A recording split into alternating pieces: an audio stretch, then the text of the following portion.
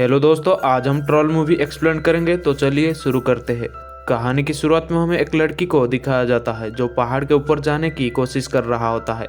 फिर हमें उसके पिता को दिखाया जाता है जो पहले से ही ऊपर होते हैं। वो लड़की भी ऊपर पहुंच जाती है। फिर ये दोनों बाप बेटी एक जगह पे बैठे होते हैं। वो आदमी उस लड़की को एक पहाड़ दिखाती है और कहती है ये ट्रोल पहाड़ है, लेकिन उस लड़की को अपने पिता की बातों पर भरोसा नहीं होता। दरअसल ट्रोल एक ऐसा जीव होता है जो मिट्टी और पत्थर से बना होता है। ट्रोल को आज तक किसी ने भी नहीं देखा होता, ये सिर्फ कहानियों में होते हैं। रात की अंधेरा इनके साथ ही होता है, लेकिन सूरज की किरणें इनके लिए बिल्कुल भी अच्छा नहीं होता। फिर उस लड़की के पिता उसे कहते हैं अगर तुम किसी चीज के ऊपर भरोसा करोगे तो वो तुम्हें जरूर दिखेगी।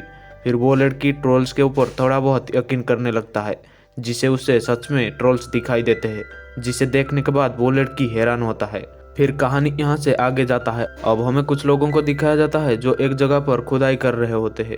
फिर हमें एक लड़की को दिखाया जाता है जो अकेला एक जगह पे खुदाई कर रहा होता है। ये लोग 6 महीने से यहाँ पर खुदाई कर रहे होते हैं, लेकिन इनको अभी तक कुछ मिला नहीं होता। लेकिन तभी उस लड़की को कुछ मिलता है। ये लोग जब देखते हैं तो ये एक बहुत बड़ा डायनासोर का स्कल होता है, जिसे देखने के बाद ये लोग बहुत खुश होते हैं। फिर हमें कुछ वर्कर्स को दिखाया जाता है जो एक टनल बना रहे होते हैं। यहाँ पर कुछ टीनेजर बच्चे इसके विरुद्ध होते हैं, लेकिन फिर भी ये लोग उस जगह को डायनामाइट से ब्लास्ट कर देते हैं। ब्लास्ट खत्म होने के बाद ये वर्कर्स अंदर जाते हैं, लेकिन तभी पहाड़ गिरने लगता है। ये लोग बाहर आने की कोशिश करते हैं, लेकिन बाहर नहीं आ पाते हैं। ये बात आर्मी तक पहुंच जाती है, जिसे आर्मी का 2 प्लेन उस जगह तक उड़ान भरती है। वो वहां से कुछ तस्वीरें लेते हैं। फिर हमें प्राइम मिनिस्टर को दिखाया जाता है।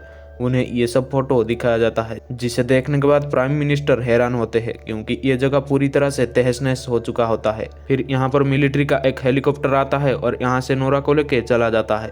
नोरा को ये लोग कुछ भी नहीं बताते हैं। फिर नोरा को प्राइम मिनिस्टर का एडवाइजर एंड्रियस एक जगह पे लेके जाता है। यहाँ पर बहुत बड़े बड़े लोग बैठ के उसके बारे में डिस्कस कर रहे होते हैं। फिर नोरा को इन फोटोज को दिखाया जाता है। यहाँ पर जितने भी लोग होते हैं सभी का राय अलग अलग होता है। नोरा इन फोटोज को ध्यान से देखता है। फिर वो कहता है आप में से किसी को ये पैर के निशान नहीं लगे, जिसे ये लोग उस पर हंसने लगते हैं, क्योंकि आज तक इतने बड़े बड़े पैर के निशान किसी ने भी नहीं देखा होता। फिर यहाँ पर एक लड़की आती है। वो लड़की इन लोगों को एक वीडियो क्लिप दिखाती है। इस लड़की का नाम सिगरेट होता है। ये सभी लोग वीडियो देखते हैं, पर नोरा को ये वीडियो कुछ अजीब लगता है, जिसे वो फिर से वीडियो प्ले करने के लिए कहता है। फिर एक जगह पे स्टॉप करने के लिए कहता है। फिर हमें एक घर को दिखाया जाता है जहाँ पे एक बूढ़ा कपल रहते हैं। यहाँ पर इनका जो कुत्ता होता है वो बहुत जोर से भौंक रहा होता है।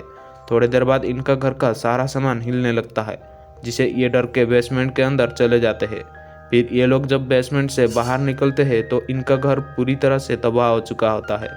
फिर हमें नोरा को दिखाया जाता है। उसे इस मिशन में काम करने के लिए अनुमति मिल जाती है।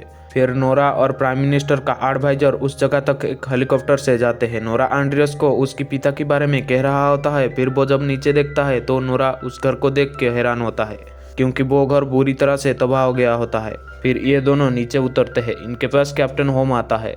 वो इन्हें अपना पहचान देता है। कैप्टन इन दोनों को उस कपल के पास लेके जाता है। फिर ये दोनों उस कपल से पूछताछ करते हैं, लेकिन ये कुछ भी नहीं देखा होता, क्योंकि यहाँ पर जो भी हुआ होता है वो बहुत जल्द हुआ होता है। फिर नोरा बाहर आता है। बाहर उसे कुछ अजीब सी स्मेल आता है, लेकिन उसे पता नहीं चल पाता है कि ये स्मेल किस चीज़ की है।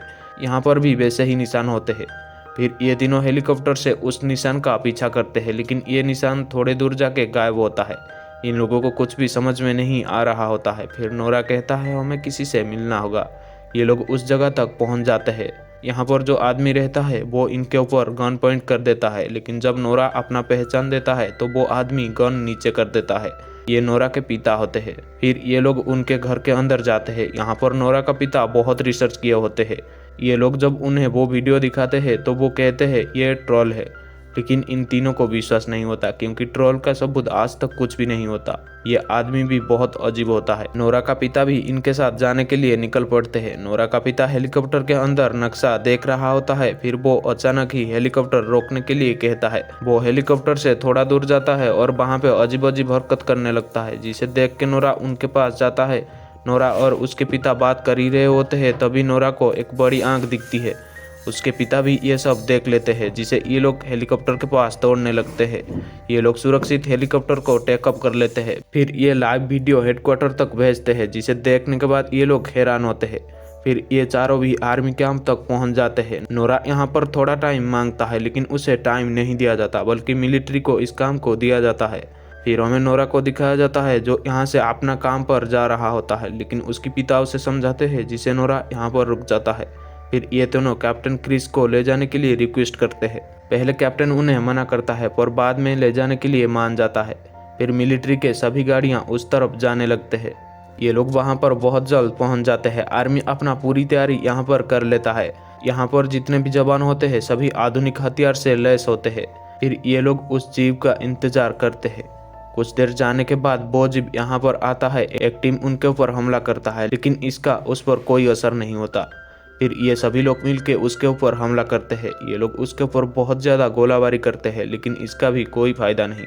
फिर ये लोग इधर उधर भागने लगते हैं। नोरा और उसके साथी एक जगह पे छिपे होते हैं। उनके साथ एक क्रिश्चियन सोल्जर भी छिपा होता है जिसका गंध उस जीव ने सूंघ लेता है और उसे मार देता है। ट्रोल्स का ये भी एक सबूत होता है कि वो क्रिश्चियन लोगों की गंध सूंघ सकता है। फिर नोरा के पिता उस ट्रोल को शांत करने की कोशिश करते हैं लेकिन तभी पीछे से एक टैंक उसके ऊपर हमला कर देता है जिससे ये जीव भड़क जाता है और उसका पोच सीधे नोरा के पिता को लगता है जिसे वो दूर जाकर गिरते हैं और उनका वहीं पर डेथ हो जाता है। नोरा यहाँ पर बहुत ज़्यादा रोता है। उसके बाद हमें नोरा को एक घर के अंदर दिखाया जाता है जो अकेला एक जगह पे बैठकर अपने पिता और उसकी तस्वीर देख रहा होता है। फिर यहाँ पर एंड्रियस और कैप्टन आते हैं। अब नोरा को ये सब देखने के बाद ट्रोल के ऊपर थोड़ा थोड़ा विश्वास आने लगता है। वो इन कहानियों के बारे में इन दोनों को कहता है लेकिन इन्हें भी ये विश्वास नहीं हो रहा होता है। फिर नोरा प्राइम मिनिस्टर और बाकी लोगों को बताने की कोशिश करता है लेकिन ये लोग भी उसके ऊपर विश्वास नहीं करते हैं। फिर जब कैप्टन इनके पक्ष में कहता है तो ये लोग थोड़े बहुत विश्वास करते हैं जिससे नोरा को मिशन में काम करने की इजाज़त मिल जाती है। फिर इन लोगों को पता चलता है कि वो जीप साउथ ईस्ट में जा रहा है।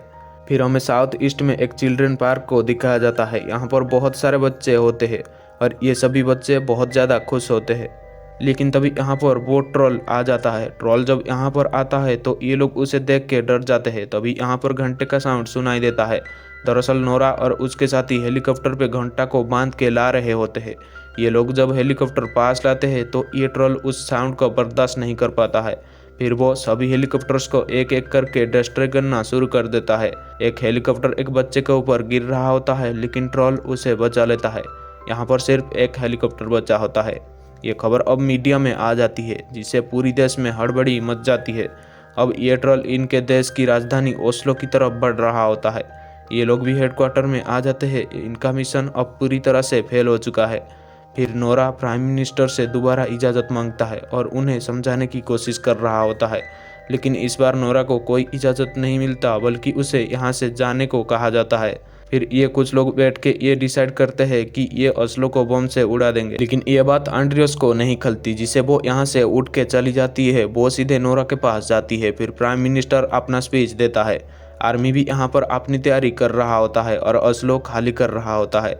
फिर हमें नोरा को दिखाया जाता है। नोरा और एंड्रियस यहाँ से जा रहे होते हैं लेकिन तभी नोरा अपने नोटबुक देखता है। उसके नोटबुक में सिंडिंग लिखा होता है पर उसे ये कुछ समझ में नहीं आता है। एंड्रियस तभी कहता है कि ये रॉयल पैलेस का एक आदमी का नाम है।